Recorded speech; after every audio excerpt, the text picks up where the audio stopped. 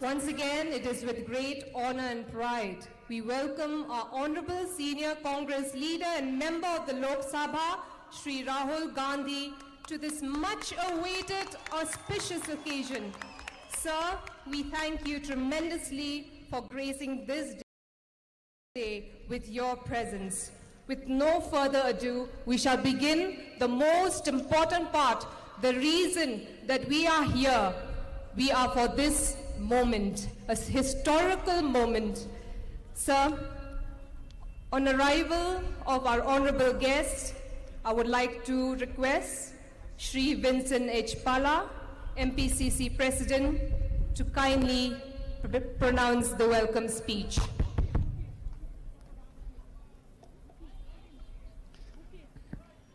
Rahul Gandhi ji, honorable member of the Lok Sabha and former President of Indian National Congress, Gaurav Gogoi ji, a Deputy Leader in Lok Sabha, Manish Chatrak ji, in charge of Meghalaya, Ba Roni, former Minister and former MLA from Malim, Ba Pin and Sim, former CEM of the Giant Hills of the Khasi Hills District Council, all the members of the AICC observers, all the candidates, friends, ladies and gentlemen. On behalf of MPCC and on behalf of people of Meghalaya, we welcome Rahul Gandhi ji to this program. Thank you, sir, for coming. Sir, your visits to the state will boost the morale of our workers, will help us in campaign, and your words will inspire us for this election 2023. I also welcome Gaurav Gogoi ji, my colleague in Parliament and my leader in the Lok Sabha, who has been working for the previous election and this election for Meghalaya. Sir, we welcome you to this program. I also would like to welcome Manish Chatrak ji, who has been working day and night for this election. I hope, sir, your presence here will help us to win this election. We welcome you, sir. I also would like to welcome Baroni, a candidate from Malim. Sir, thank you. Your presence here will make a lot for us for the coming election. I also would like to welcome Bapat Singai, PNSM, who is a candidate and also who was a former chief of the Khasi Hills District Council. Sir, we welcome you, coaches. Without naming, I also would like to welcome Celestine Londo, our former president and a candidate from Umsning. I would like to welcome all the candidates who are here. And also would like to welcome all the representatives from AICC as observers, as coordinators, be it in media, be it on the ground. So we welcome all of you to this program.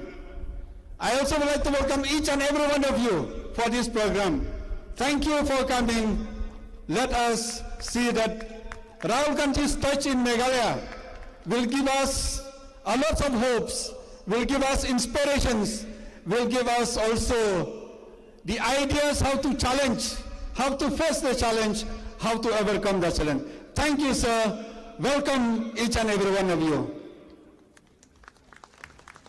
Thank you, sir. As a token of appreciation and love for our senior Congress leader, I would like to once again request Mapala to kindly present the gift to our senior Congress leader, Rahul Gandhi. I request everybody to kindly clap.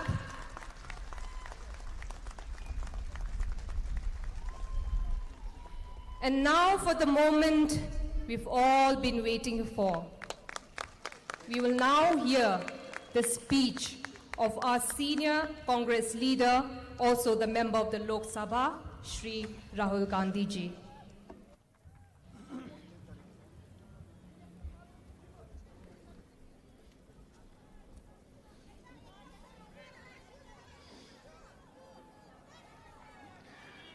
Manish Chatrat ji, Vincent Pala ji, Gaurav Gogoi ji, Dr. Celestine Lingdo ji, Manuel Badwar ji, Srimati Wansuk CM ji, Ronnie Lingdo ji, PNCM ji, John Antonio Lingdo ji, Sanjay Das ji, Ms. Joplin ji,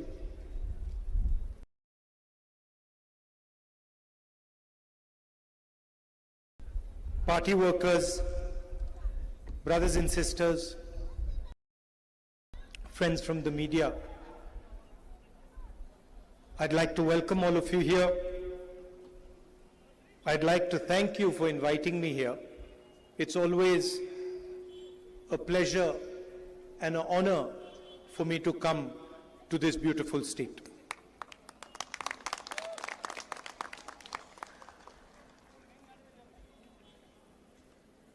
As you know, we recently did the Bharat Jodo Yatra. We walked from Kanyakumari in the deep south of India to Srinagar in the extreme north. A journey of almost 4,000 kilometers. It took us slightly more than 4 months. And the reason we were forced to do this was because the BJP and the RSS, who are running the government in India today, have captured every single institution of the Indian state. Whether it is parliament, or it is the media, it is the bureaucracy,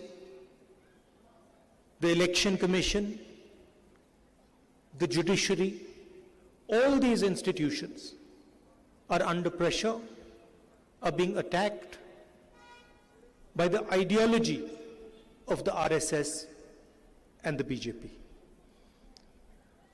And basically, they refuse to accept that India has multiple ideas. That India is not one idea, not one community, not one language, not one religion. But India is many, many different ideas, many different religions, many different communities, many different languages, many different cultures. And that is what the Bharat Jodo Yatra was about. It was a journey of appreciating these different languages, different cultures, different religions. And it was not so much a journey of speaking. It was a journey of listening, of trying to understand and trying to appreciate the diversity of this country. There were members who walked with us from every single state, including Meghalaya, and every one of us appreciated this diversity. You could see as you moved from state to state, there was a completely different idea, completely different culture, completely different language. And that is really the beauty of our country. You have your own culture, your traditions, your religion, your history, your traditions. And the reason I'm here is because the ideology of the BJP, and specifically the RSS, is trying to attack and destroy your culture, your tradition, your religion. And I'm here to tell you, that we are standing with you in this fight. We are not going to allow the ideology of the BJP to harm your language, your tradition, your religion, your culture, your history. Because for us, that would not be India. That would be violence, that would be anger, that would be hatred, and our country is not a hateful, violent and angry country. It would also be the act of a coward, because only a coward tries to impose his will on another person.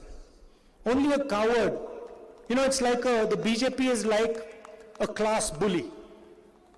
Do you know what have you ever seen many of you must have experienced a class bully. You're in class, there's one fellow who thinks he's stronger than everybody, bullies everybody, doesn't really understand anything. You've seen that person? And then one fine day, somebody in the class teaches him a good lesson and he stops bullying. That's what the BJP and the RSS are. They're bullies who think they know everything, understand everything, and have no respect for anybody else. And we have to fight them collectively. And the way to fight them is through non-violence, through affection, through love, and through respect of each other's traditions, cultures, languages, and religions. When I come here to Meghalaya, I come here to try and understand your perspective. I come here to try and listen and appreciate your history, your culture, your tradition. I'm wearing this jacket as a sign of respect to your culture and your tradition. Right? And my actions reflect this jacket. So if I was to come here, like the Prime Minister does, and put on this jacket, then attack your religion, attack your culture, attack your history, attack your language, I would be insulting you. Right? So I come here with humility, and I wear this jacket as a sign of respect to you, to your ancestors, to everybody who lived in this state before you. And because I do that, I walk away from Meghalaya with wisdom, with understanding, and with affection. The BJP is attacking all our states.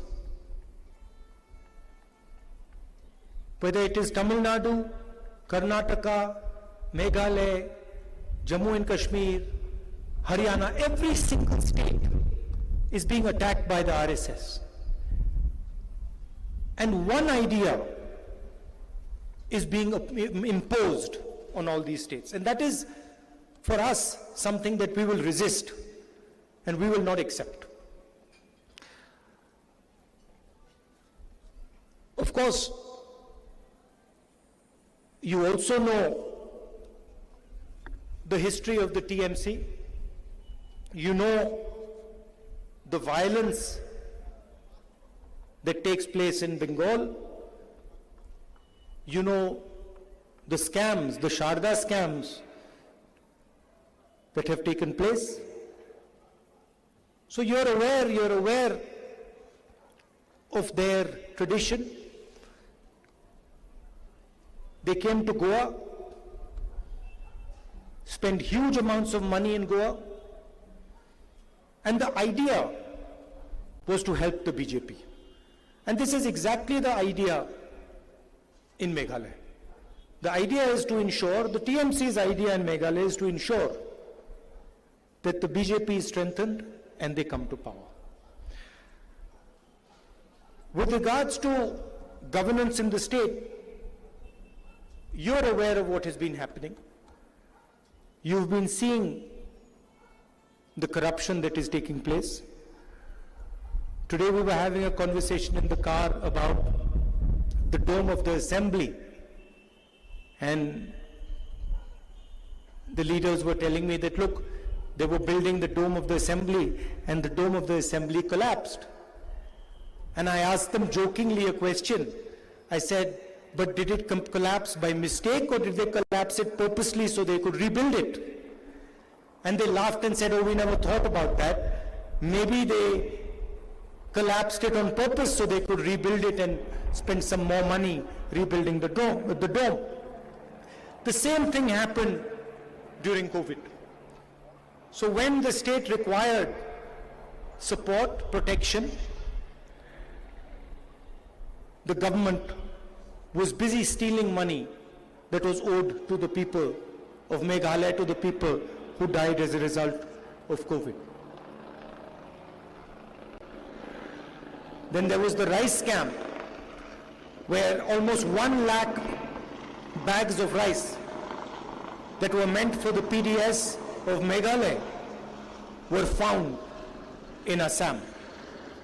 And of course, the illegal coal scam, where over 13 lakh metric tons of coal has been mined illegally, and 650 crores have been taken away from you.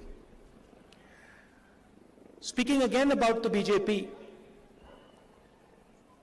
you know the communal polarization that they create. You know about the anti-conversion bill in Karnataka.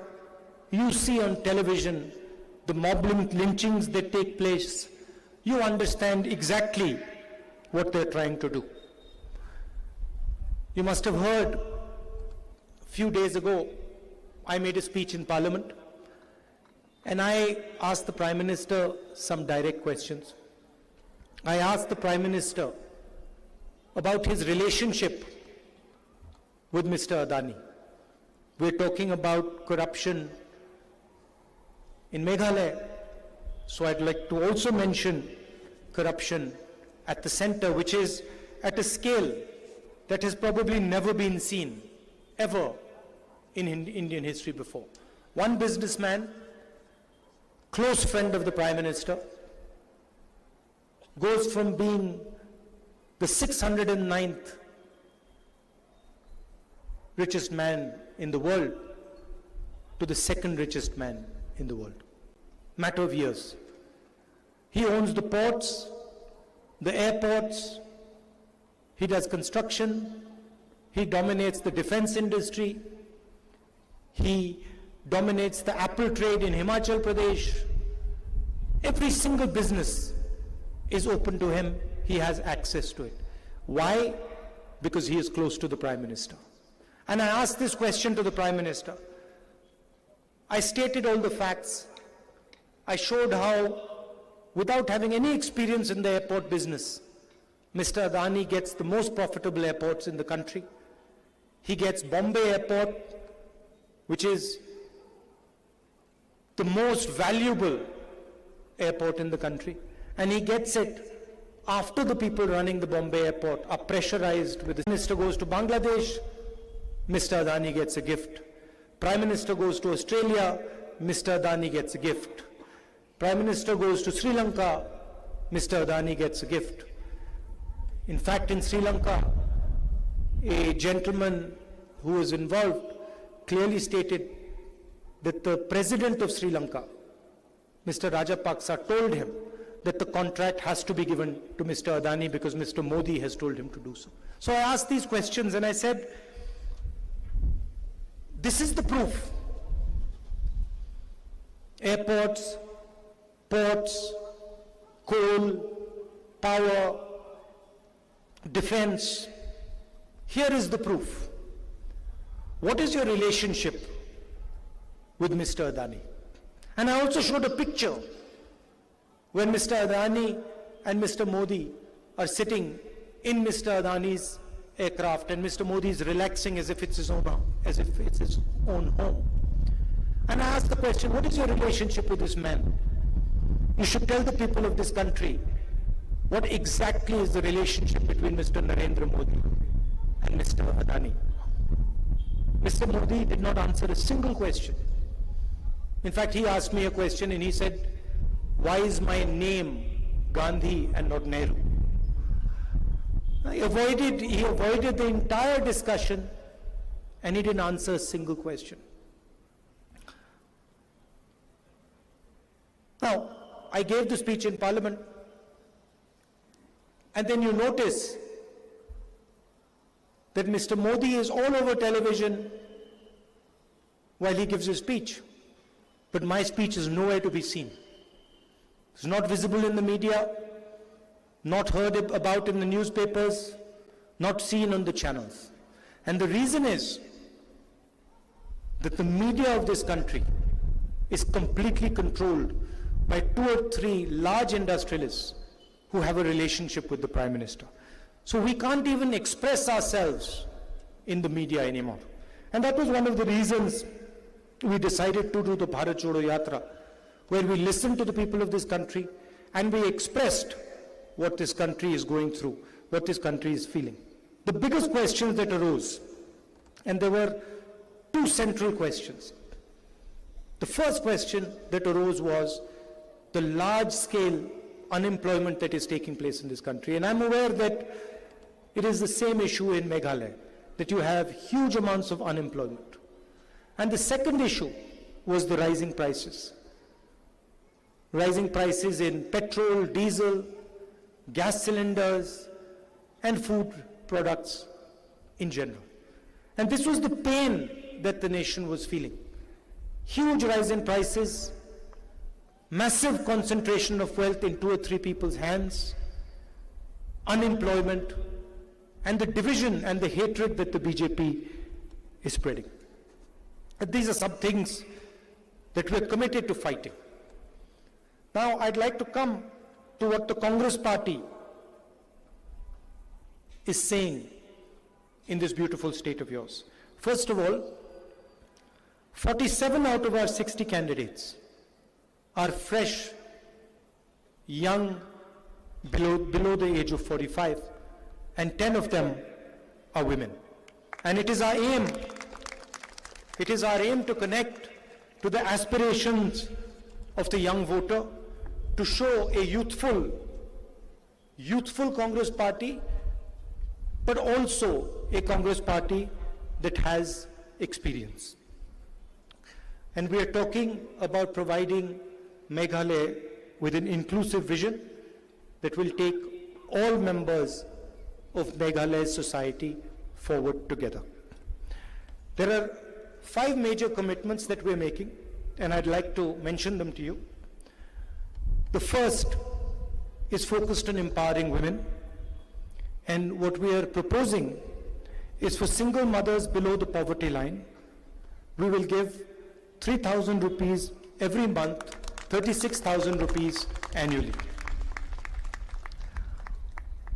We will target unemployment and give 1 job per household in Meghalaya. We will make sure that the people of Meghalaya get uninterrupted power supply to their houses and to industry. We will fight the menace of drugs and try and provide a drug-free Meghalaya with strict action against peddlers and we will provide support to those who are addicted to drugs by setting up de-addiction centers. And finally, we will give you a corruption-free Meghalaya with total transparency in all government transactions by bringing in a new law. So, once again, I thank you very much for inviting me here. It's always a pleasure for me to come.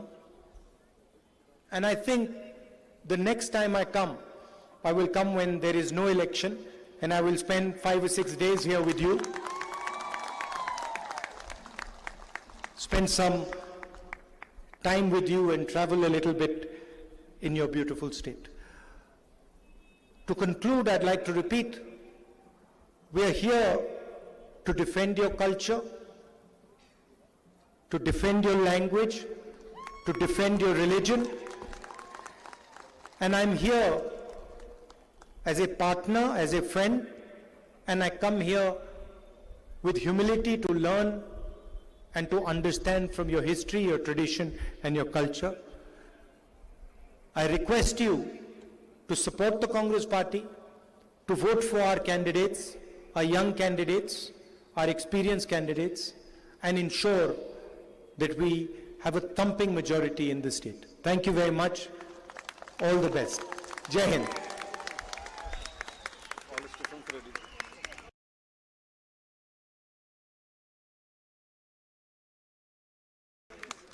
Thank you, sir. We thank you for your encouragement that has helped open our eyes, our thoughts. And sir, we look forward for a promising future, and we believe under your guidance and able leadership, all the dreams and visions of the people of Meghalaya will be realized and fulfilled. And once again, there will be unity, strength, and new opportunities. And we will reap new benefits and initiatives that will bring about positive change. I would like to request our candidates to kindly come forward to introduce yourself to the senior Congress leader, Rahul Gandhi. Requesting all the candidates to come forward to the podium to introduce yourself to the senior Congress leader.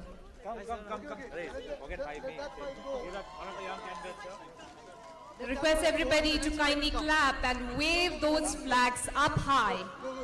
Another young lady contesting elections. 5 each will come, and then you take the picture and you move. The next 5 will come. Yeah. So you're supposed to come here. Come, take a group picture. One. Ladies, come.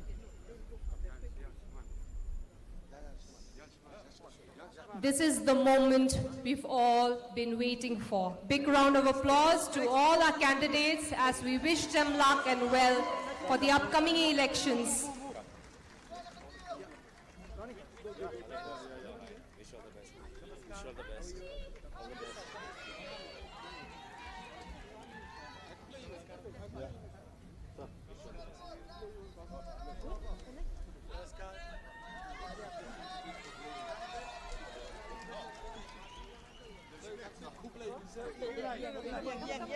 Stand here. Come here. Stand there. Yeah. Are we done? Kublai. Thank you, sir. Thank you. Kublai, sir, and we look forward to your visit in the near future. Aajtak. Yes. Ha Kakti.